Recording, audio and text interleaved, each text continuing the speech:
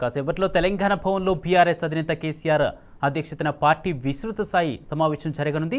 దీనికి సంబంధించి మరింత సమాచారం మా ప్రతినిధి లివిల్ లైవ్ ద్వారా అందిస్తారు. లివిల్ కుమార్, మరి కాసేపట్లో తెలంగాణ భవన్ వేదికగా బీఆర్ఎస్ అధినేత కల్వకుంట్ల చంద్రశేఖరరావు అధ్యక్షతన బీఆర్ఎస్ లోక్సభ ఎంపీ అభ్యర్థులతో కీలక సమావేశం ప్రారంభం కానుంది. సమావేశానికి ఇటు బీఆర్ఎస్ ఎమ్మెల్యేలు, ఎంపీలు, ఎమ్మెల్సీలతో పాటు మాజీ ఎమ్మెల్యేలు, ఎమ్మెల్సీలు, ఎంపీలు, ఇటు ఎవరైతే జిల్లా అధ్యక్షులతో పాటు జెడ్పీ చైర్మన్ అందరూ కూడా ఈ సమావేశానికి హాజరవుతారు. ఈ సమావేశంలో లోక్సభ ఎన్నికలలో వ్యవహరించాల్సిన తీరుపై బీఆర్ఎస్ పార్టీ అధినేత కేసీఆర్ దిశానిర్దేశం చేయనున్నారు. ఇప్పటికే రాష్ట్రంలో రైతులంతా సతమతమవుతున్న పరిస్థితి కనిపిస్తుంది. తాగునీరు లేక పట్టణవాసులంతా గందరగోళ పరిస్థితిలో ఉన్నారు. ఇవాళ ఎక్కడ చూసినా ట్యాంకర్ల సౌండ్లు మనకు వినిపిస్తున్నాయి. ట్యాంకర్లు ఇంటింటికి ట్యాంకర్లు పెట్టుకోవాల్సిన పరిస్థితి ఇవాళ ఏర్పడింది. ఖచ్చితంగా ఇవాళ బీఆర్ఎస్ పార్టీ తెలంగాణకు శ్రీరామ రక్ష అనే విధంగా ఇవాళ ఖచ్చితంగా లోక్సభలో బీఆర్ఎస్ పార్టీ ఎంపీ అభ్యర్థులను భారీ మేరతో గెలిపించుకుంటే తెలంగాణ బాణిని బీఆర్ఎస్ పార్టీ ఎంపీలు వినిపించనున్నారు. కాబట్టి ఖచ్చితంగా మరోసారి బీఆర్ఎస్ పార్టీకి సంబంధించిన అభ్యర్థులను ఎంపీలుగా గెలిపించుకోవాలని చెప్పేసి కూడా ఈ సందర్భంగా చెప్తున్నారు. అయితే అంతేకాకుండా ఇవాళ రాష్ట్రంలో అధికారంలోకి వచ్చిన కాంగ్రెస్ పార్టీ అడ్డగోలు హామీలు ఇచ్చి ఇవాళ అధికారంలోకి వచ్చింది. ఆ హామీలన్నీ నెరవేర్చకుండా ఇవాళ ప్రజలను ఇబ్బందులకు గురి చేస్తుంది. అంతేకాకుండా రైతుల పట్ల ఏమాత్రం కూడా కన్సర్న్ లేకుండా ఇవాళ కాంగ్రెస్ పార్టీ వ్యవహరిస్తున్న తీరుపై బీఆర్ఎస్ పార్టీ రైతు పోరుబాట పట్టింది. ఇప్పటికే నీళ్లు లేక కరెంటు రాక ఎండుతున్న పంట పొలాలను పరిశీలించి ఆ రైతాంగానికి అండగా ఉంది బీఆర్ఎస్ పార్టీ. అంతేకాకుండా వారికి ఎకరాకు ఎండిపోయిన పంటకు ఎకరాకు 25,000 ఆర్థిక సాయం చేయడంతో పాటు ఏదైతే ఎన్నికల హామీల భాగంగా ఇచ్చిన కాంగ్రెస్ ప్రభుత్వం 500 రూపాయల బోనస్ను కూడా వెంటనే ఇవ్వాలని చెప్పేసి కూడా ఇవాళ బీఆర్ఎస్ పార్టీ రైతు పోరుబాట బీఆర్ఎస్ అధ్యక్షుడు కల్వకుంట్ల చంద్రశేఖరరావు నేతృత్వంలో జరిగింది. ఇవాళ అంతేకాకుండా ఆరుగాలం కష్టపడి పండించిన పంట అగ్వ ధరకే దళారులు కొంటున్నారు. ఆ నేపథ్యంలో కూడా ఇప్పటికే దళారులకు మోసపోకుండా దళారులు కొనకుండా బీఆర్ఎస్ పార్టీ అనేక పోరాటాలు చేసింది. ఇవాళ రైతాంగం పడుతున్న ఇబ్బందులపై ఒక వైపు పోరాటం చేస్తూ ఇవాళ గురుకుల విద్యార్థులు KG to PG ఉచిత విద్యను అందిస్తూ ఇవాళ దేశంలోనే ఒక నెంబర్ 1 రాష్ట్రంగా గత 10 సంవత్సరాలు తెలంగాణ విద్యను అందించింది. విద్యార్థులకు ఇవాళ ఆ పరిస్థితి లేదు. అయితే మనతో మాట్లాడడానికి విద్యార్థి నేత ఉన్నారు. ఇవాళ ఎక్కడ చూసినా గురుకులాల్లో ఫుడ్ పాయిజన్ కావచ్చు, వారికి కనీస సౌకర్యాలు కల్పించడంలో కాంగ్రెస్ ప్రభుత్వం విఫలమైంది. కాంగ్రెస్ ప్రభుత్వానికి ఇప్పటి వరకు కూడా ఒక విద్యాశాఖ మంత్రి లేకపోవడం వల్ల ఎంత జరుగుతుందని చెప్తున్నారు. ఆ తీరును ఎదురొచ్చు. నిన్నగాక మొన్న ఒక విద్యార్థి ఫుడ్ పాయిజన్తో చనిపోయారు. వాళ్ళ కోస వర్ణనితం. అంతేకాకుండా ఒక దళిత విద్యార్థి చనిపోవడం పట్ల కాంగ్రెస్ ప్రభుత్వంలో కనీసం చీమ చిట్టుకుమన్నట్టు కూడా లేకపోవడం ఎదురొచ్చు. అంటే వాళ్లకు ఆత్మహత్యలు కనిపిస్తలేదు. ఇదే తతంగం గతంలో కేసీఆర్ ప్రభుత్వం కనుక ఏదన్నా జరగరాని అన్ఫార్చునేట్లీ జరిగినప్పటికీ కూడా అది ప్రభుత్వం మీద నెట్టేవాళ్ళు. ఈరోజు ఒక 6వ తరగతి చదువుతున్న ప్రశాంత్ ఒక దళిత విద్యార్థి భువనగిరిలో సోషల్ వెల్ఫేర్ రెసిడెన్షియల్ స్కూల్లో ఫుడ్ పాయిజన్ అయి చనిపోయాడు. వాళ్ళకి ఒక 70,000 ఆ ప్రాణానికి 70,000 కట్టి ఒక దళితుడు కాబట్టి అక్కడికి ఎలాంటి మీడియా వాళ్ళు వెళ్ళలేదు, ఎలాంటి స్పందన లేదు ఈ ప్రభుత్వంది. ఎందుకంటే విద్యాశాఖ మంత్రి లేడు. మొత్తం వాళ్ళు ఎంతసేపు మార్పు అనుకుంటూ పక్క పార్టీల వాళ్ళని తన పార్టీలోకి లాక్కోవడమే తప్ప వాళ్ళు చేసిన అభివృద్ధి అంటూ ఏమీ లేదు. ఈరోజు రైతులు అరిగోసపడుతురు. ఈరోజు 24 గంటల కరెంటు, ఉచిత కరెంట్ అన్నారు. ఈరోజు ఇప్పటికీ కరెంటు లేదు. పొలాలు ఎండిపోతున్నాయి. మా జాతీయ అధ్యక్షులు గౌరవ కేసీఆర్ గారు మొన్న వరి నష్టపోతున్నారని చెప్పేసి ఎండిపోతుంటే ఎక్కడ చూసినా అంతకుముందు పచ్చని మాగానిగా ఉన్నాయి తెలంగాణ రాష్ట్రం. ఆంధ్ర సస్యశ్యామలంగా కనిపించే తెలంగాణ రాష్ట్రం 10 ఏళ్లలో ఈరోజు ఎండిపోయి ఎక్కడికక్కడ బీర్లు వాడి ఈరోజు రైతులు నష్టపోతున్నారు. ఇవాళ జనగాంలో ఆరుగాలం కష్టపడి పండించిన పంట కొనుగోలు చేయట్లేదని చెప్పేసి పల్లారాజేశ్వరరెడ్డి గారు ఆధ్వర్యంలో ధర్నాలు కూడా చేయాల్సి, రైతుల పక్షాన నిలబడి ధర్నాలు చేయాల్సిన పరిస్థితి అయినప్పటికీ కూడా దళారులే కొంటున్నారు. కానీ ప్రభుత్వం ఎక్కడ కొనుగోలు చేయకపోవడం ఎట్లా చూడొచ్చు? దీన్ని ఎట్లా చూడొచ్చు అంటే ఉండే మధ్యవర్తులకు ప్రభుత్వమే అండగా ఉంటూ వాళ్ళ మధ్య మార్గంగా వాళ్ళు డెవలప్ అవ్వడం కోసమే చూస్తుంది ఈ ప్రభుత్వం తప్ప రైతులు బాగుపడాలి, రైతులు మంచిగా ఉండాలి, రైతు బాగుంటేనే ఈ దేశం బాగుంటుంది అన్న నిదానం లేదు. కేవలం రైతులు కాదు, వ్యాపారులు బాగుండాలి, రైస్ మిల్లులు బాగుండాలన్న ఒక ఉద్దేశంతో చేస్తుంది.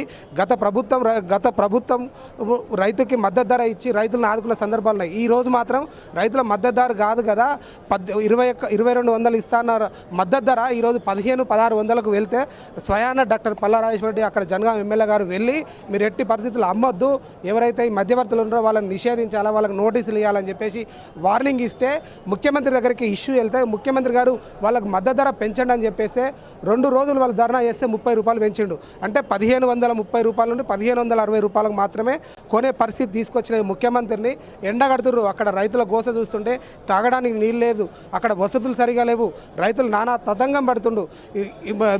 వీళ్ళు చెప్పిన హామీలేంది 100 రోజులనే మేము 6 గ్యారెంటీలు అమలు చేస్తామని చెప్పేసి 6 గ్యారెంటీలు కాదు కదా, అర గ్యారెంటీ కూడా వీళ్ళు చేసిన సందర్భాలు లేదు. విద్యా నిర్లక్ష్యం, రైతులు నిర్లక్ష్యం, ఏది చూసినా కానీ ఈ రాష్ట్రానికి దరిద్రమే పట్టింది తప్ప మంచి జరగడం లేదు.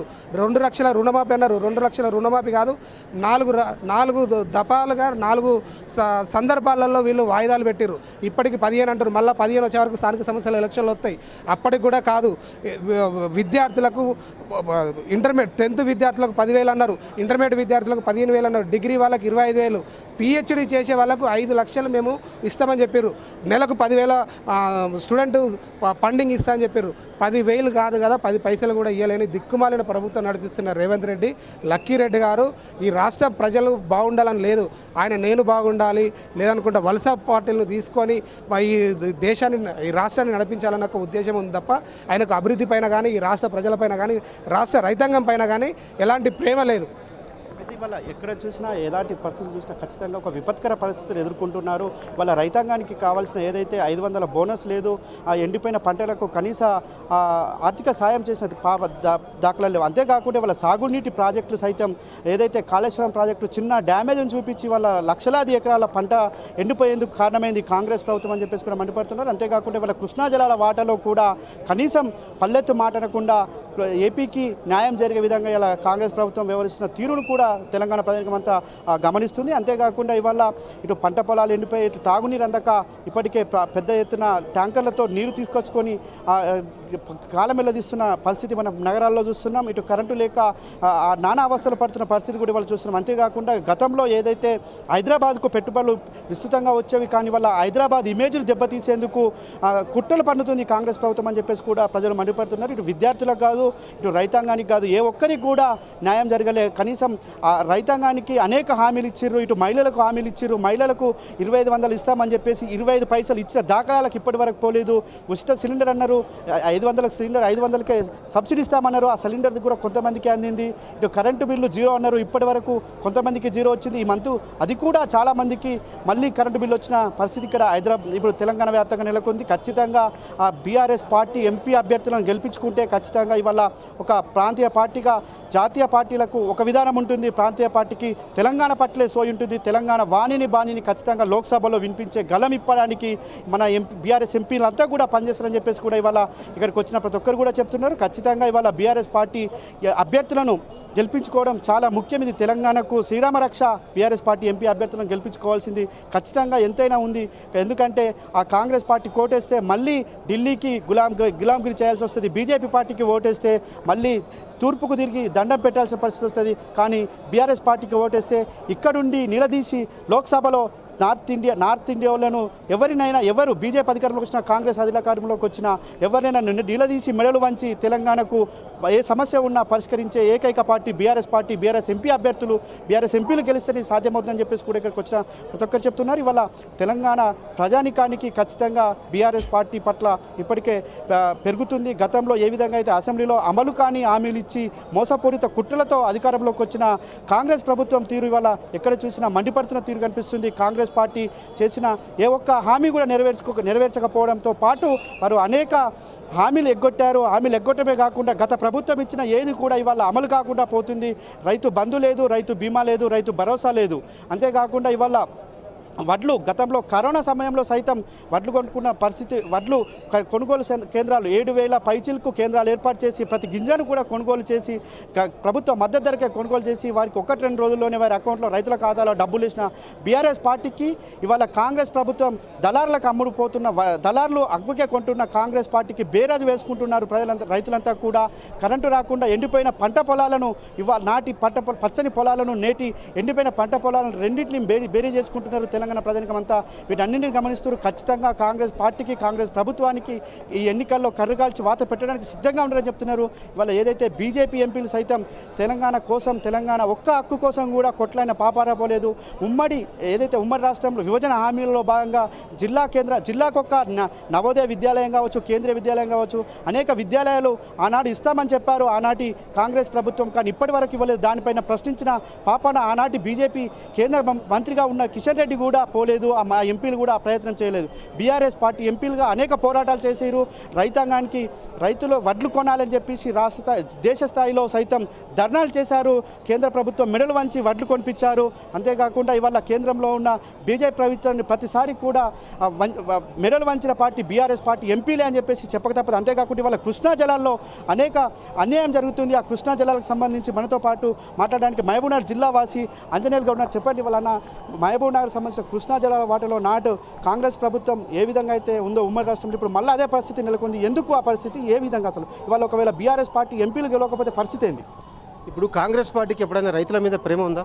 కాంగ్రెస్ పార్టీకి ప్రజల్ని ప్రేమించే గుణం ఉందా? కాంగ్రెస్ పార్టీకి తెలంగాణ నొప్పులు తెలుసా, తెలంగాణ బాధలు తెలుసా? తెలంగాణ నొప్పులు తెలిసిన నాయకుడు, తెలంగాణ బాధలు తెలిసిన నాయకుడు, సుదీర్ఘంగా తెలంగాణ ప్రజలతో పేగుబంధంలాగా మెలిగిన నాయకుడు కేసీఆర్ గారు. కాబట్టి ఆనాడు పెండింగ్ ప్రాజెక్టులన్నీ గతంలో కాంగ్రెస్ హయాంలో, రాజశేఖర రెడ్డి హయాంలో, కిరణ్ కుమార్ రెడ్డి హయాంలో, రోషా హయాంలో, కాంగ్రెస్ ప్రభుత్వ హయాంలో, చంద్రబాబు నాయుడు గారి హయాంలో శిలాఫతకాలకు వేలాడదీశారు. పాలమూరు ప్రాజెక్టులను కానీ, పాలమూరులో ఉన్న ప్రాజెక్టులను కానీ, కృష్ణానది పరివాహక ప్రాంతంలో ఉన్న అన్ని ప్రాజెక్టులను కూడా శిలాఫలకాలకు వేలాడదీశారు. కానీ ముఖ్యమంత్రి కేసీఆర్ గారి నాయకత్వంలో బీఆర్ఎస్ ప్రభుత్వం ఏర్పడిన తర్వాత పెండింగ్ ప్రాజెక్టులను పూర్తి చేయడంతో పాటు కొత్త లిఫ్ట్లను నిర్మించి, రిజర్వాయర్లను నిర్మించి, వాటి నీటి నిల్వ సామర్థ్యాన్ని పెంచి ఇవాళ పొలాల్లోకి నీళ్లు పారించుండు బ్రహ్మాండంగా ఇవాళ తెలంగాణ రైతాంగం ఆనందంలో ఉంది. ఇవాళ ఒక మహబూబ్నగర్ జిల్లాలోనే 2014 ముందు 2 లక్షల ఎకరాలకు ఒక పంట కూడా నీళ్లు రాకపోయేది కదా. మరి 10 ఏళ్ల బీఆర్ఎస్ ప్రభుత్వ పాలన వల్ల ఒక మహబూబ్నగర్ జిల్లాలోనే అదనంగా 12 లక్షల ఎకరాలకు 2 పంటలకు నీళ్ళు వచ్చింది. నిజం కదా? ఇది వాస్తవం కాదా? నెట్టెంపాడు పెండింగ్ పనులు పూర్తి చేయలేదా? ఒకనాడు నెట్టెంపాడు కింద 2014 ముందు 2300 ఎకరాలకు నీళ్లు పాడితే బీఆర్ఎస్ అధికారంలోకి వచ్చిన తర్వాత పెండింగ్ పనులు పూర్తి చేయడం వల్ల 2,13,000 ఎకరాలకు నెట్టెంపాడు కింద సాగునీరు సాధ్యమైంది కదా. కలవకుర్తి లిఫ్ట్ ఇరిగేషన్ కింద 13,000 ఎకరాలకు కూడా నీళ్లు రాలేదు ఆనాడు కాంగ్రెస్ ప్రభుత్వ అసమర్థ పనుల వల్ల. బీఆర్ఎస్ ప్రభుత్వం అన్ని పెండింగ్ పనులు పూర్తి చేయడం వల్ల ఒక కలవకుర్తి లిఫ్ట్ ఇరిగేషన్ కిందనే 3,50,000 ఎకరాలకు ఇవాళ 2 పంటలకు నీరు అందింది. నిజం కదా? మొత్తంగా మహబూబ్నగర్ జిల్లాను 12 లక్షల ఎకరాలకు సాగునీరిచ్చి ఆదుకున్నది కేసీఆర్ ప్రభుత్వం కదా. దాంతోపాటు పాలమూరు, రంగారెడ్డి లాంటి అద్భుతమైన పథకాన్ని శ్రీకారం చుట్టి 90% పైగా పనులు పూర్తి చేసి కృష్ణా పరివాహక ప్రాంతానికి అండగా నిలబడ్డది ఇవాళ కేసీఆర్ ప్రభుత్వం వల్లనే ఇవాళ కృష్ణా జలాలు నేడు తెలంగాణకు వచ్చాయి. ఇవాళ మళ్ళా నాటి దుస్థితి వల్ల మళ్ళీ ఏర్పడిందని చెప్పేసి కూడా ఇవాళ అంజనేయులు గారు చెప్తారు. మొత్తం చూసినట్టయితే ఇవాళ మెడలు వంచడానికి సిద్ధంగా ఉన్నారు. కర్రుగాల్చి వాత పెట్టి కాంగ్రెస్ ప్రభుత్వానికి చెల్లుమనేలా ఇవాళ ఎంపీ ఎలక్షన్లలో బీఆర్ఎస్ పార్టీ అధిక సీట్లు గెలవబోతుందని చెప్పేసి కూడా ప్రతి ఒక్కరు చెప్తున్నారు. Right, thank you లిబిల్.